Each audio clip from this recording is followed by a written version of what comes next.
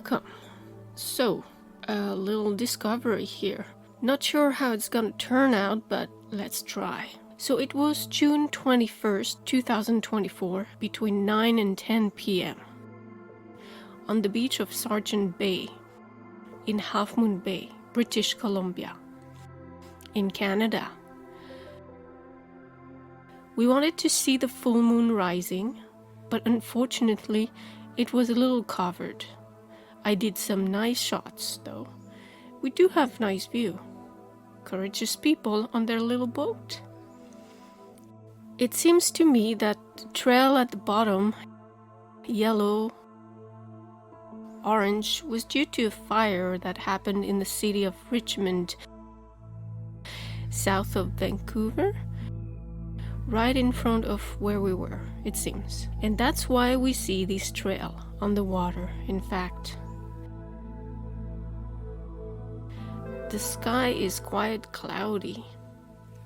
Unfortunately, the full moon should have risen on the left side of the screen. Unfortunately, with all the clouds, we didn't see it. Nevertheless, far away, there was a light, shining or blinking. We thought it was a plane, but it remained in the same spot for quite some time, several minutes, so it was quite strange. I took a picture. And then I filmed.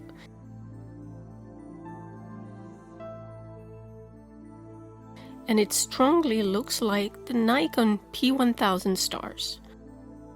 That's the camera I use. Unfortunately, I was not on a tripod. There, I saw another one more west. Indeed, it looks like a Nikon star, as the ones I usually shoot. But we can see on the left and right little blinkers.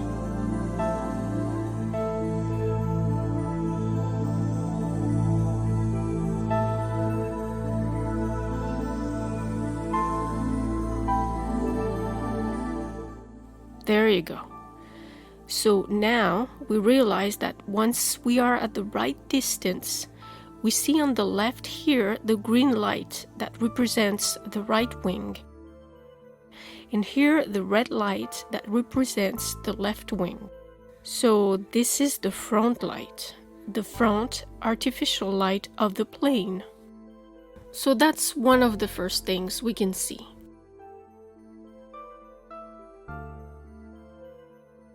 No doubt, it's a plane. From afar, it was not so obvious, but this one was moving, so we had less doubt.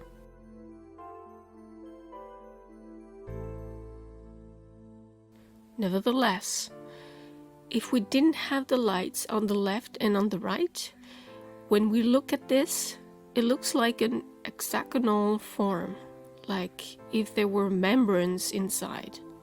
And when I shoot stars, and I mean stars at night, when zooming in, sometimes that's what we see. By the way, when I shot the star that was moving one evening and that had this shape here, it seems to me that there were no wing lights, neither green or nor red. So as far as I'm concerned, it was not a plane.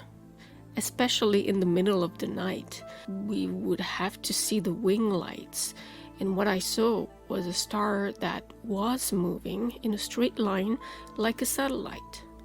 And while zooming in, it's something similar that I could see. So I wonder, was it indeed a flying object, but not a plane, and with a frontal light, just like the plane? And while zooming in with the atmosphere, the atmospheric pressure, or everything that actually emerges in the atmosphere, it gives this impression as if it were an orb. So what I had seen during my UFO discovery of an identified flying object was maybe a frontal light of a flying object, indeed. So not a satellite, they don't have frontal light, not an airplane, because there were no blinking light on the wings. So there's that. But at the same time, it looks like the stars I shoot with my Nikon. Those that don't move, of course.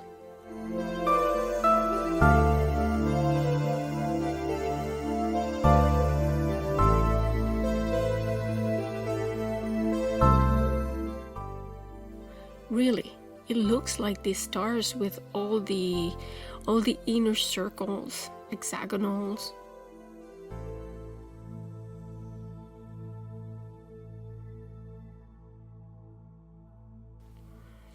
If they weren't the green and red blinkers, we could have thought it was a star. The star we can see with the Nikon P1000.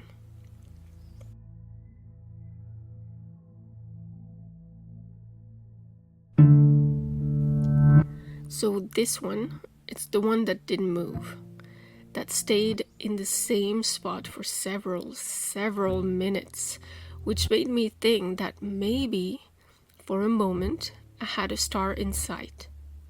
And indeed, when we look at it, we find the same electrified spheres with as if they were waves in front and electricity.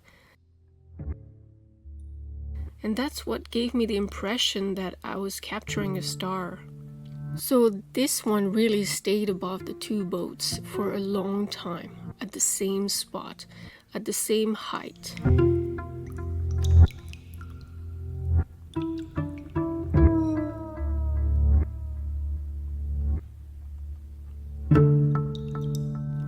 And there, when we look at it, when we compare it with the stars, the ones that don't move and that I sometimes shoot at night, indeed, we find these electrified, luminous balls that make waves and movements in shades of different colors, the green, yellow, blue, purple, orange.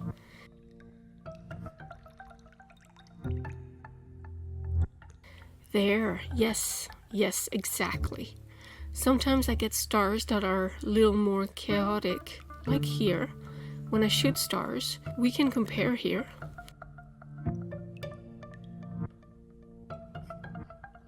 It's still the same evening. It's still the same luminous dot that was above the two boats and that didn't move.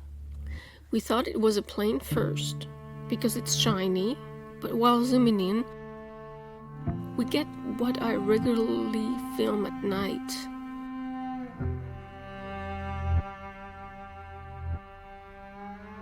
It's really almost identical to the stars that I shoot with my Nikon P1000.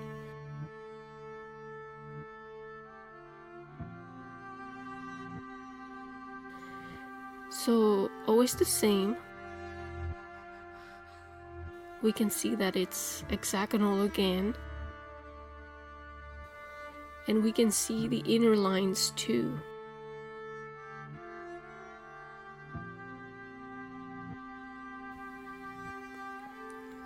There, we can see the membrane. It's even octagonal, and the inside too. It's like a kind of electrical ball that moves with waves around the inside. It's really like the Nikon stars. No doubt, it's the same thing, and we can see it here.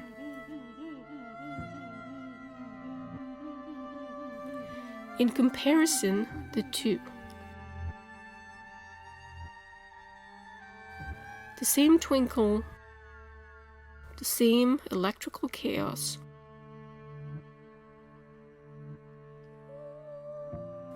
We can see it again here. It's a bit darker. It's several minutes after. But there, we can perceive something else.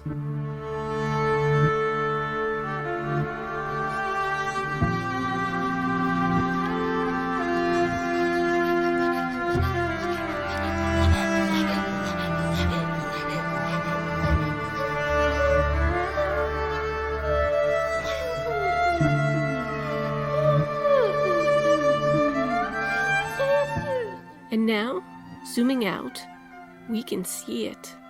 We saw it. Let's zoom again. And pause.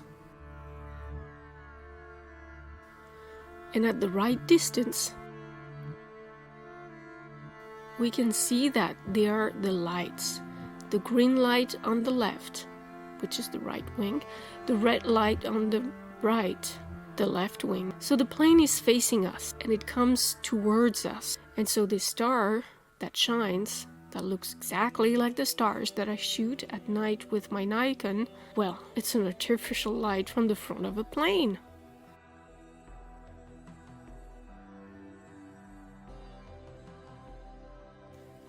And I think this artificial light from the front of the plane, it is deformed thanks to the atmosphere, the temperatures, everything that happens in the sky, the atmospheric pressure. Here, we can't be wrong. So what I took for a star was actually a plane to start with. And here we have confirmation.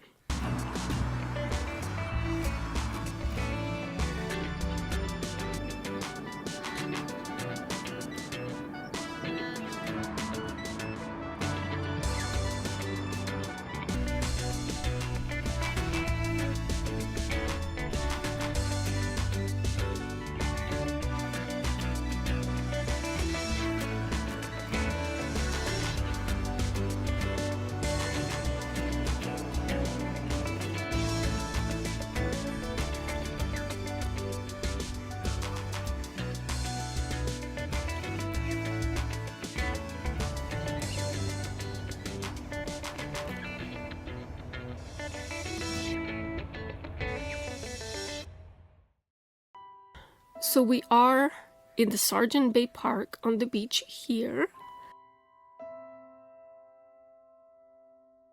And we were looking in front of us and across Sargent Bay here. And in front of us, we indeed have Vancouver, Richmond, where there was a fire. And above all here, the Vancouver airport. So we can very well imagine, since we saw the front of the plane, that it was a plane taking off. My question is, if what we saw looked like the stars that I shoot at night, which are really stars, which do not move and remain steady, the stars that we see, are they what we thought they were? Could they be artificial lights in the sky? And not so far? Because while zooming in, we get the same size. In fact, that's it. We see the same size. The front light of the plane, once I zoom on it, we get the same diameter of a circle. Then the star that I shoot with my Nikon, it means that the stars are perhaps a little higher than the planes. Since they are not exactly the same diameter, they are slightly smaller, but basically they are not, for me, light years away. Light years. It's something you can't perceive. It's a concept we can't grasp. So it's easy to talk about light years. But the stars that we see, we're told they are light years away. That is, millions, millions, millions of kilometers. So we can't even imagine what it is. If I can zoom on it, and that I find myself with the same shape and almost the same size as the front light of a plane, are these two lights, the star and the light of the plane, not the same?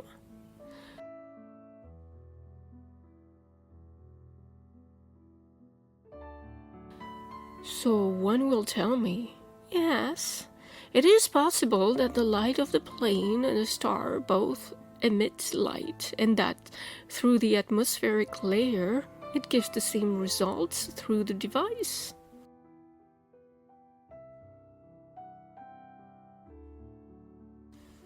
Okay, why not? I'm not against it. But we still have to put into context what is the light of the plane and what is a star. So on the one hand, we have a light of the plane which is either lit by incandescent light, that is heat producing light, or by LED lights, so electroluminescent diodes, which are electron fluxes which stimulate the atoms. And on the other hand, we have the stars, which shine their light through a nuclear fusion. What is great is that when the temperature of the star's heart reaches 15 million degrees Celsius, I don't know if you can imagine 15 million degrees Celsius, as if they had thrown a thermometer in its behind. So how much is it? 15 million degrees Celsius. Ooh, that's hot. I think that when we talk about the stars, we will talk with the conditional mode. We are told they are located light years away. What is a light year? A light year represents about 9,461 billion kilometers. I can't even imagine what it represents. The closest star in our solar system is called Proxima Centauri, and it is 4.22 light years away. You multiply 4.22 by 9,461 billion kilometers. Imagine the number. No, I can't imagine either. So when we talk about a star, we can only do assumptions, deductions. We can imagine, we can theorize, but to say that the star is this and that, I'm not going to venture on the subject. It's not a subject that I master.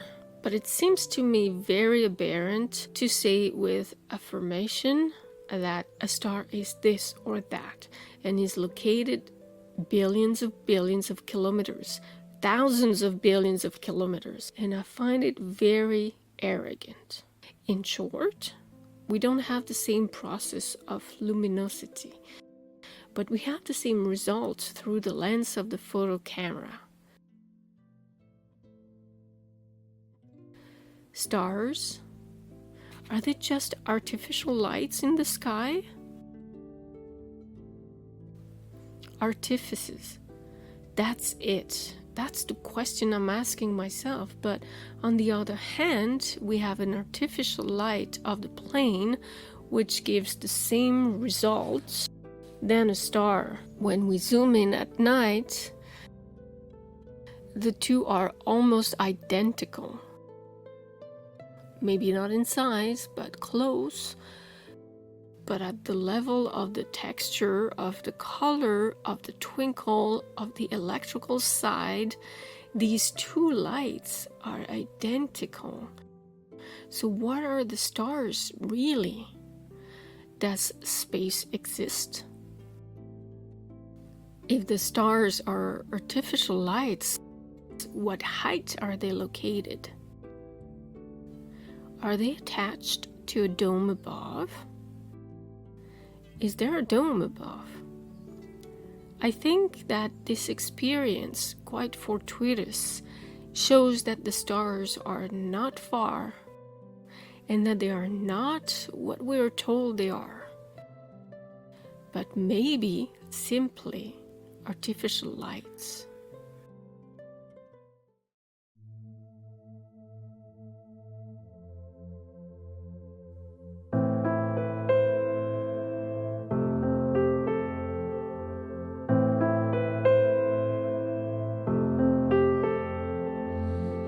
Space may be the final frontier, but it's made in a Hollywood basement. Space may be the final frontier, but it's made in a Hollywood